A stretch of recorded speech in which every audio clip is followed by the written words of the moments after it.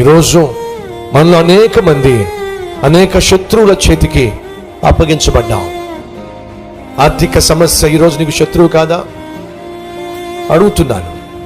నీ ఇంట్లో అశాంతి అసమాధానం శత్రువు కాదా? అడుగుతున్నాను. దేని విషయమైతే నువ్వు సఫర్ అవుతున్నావు,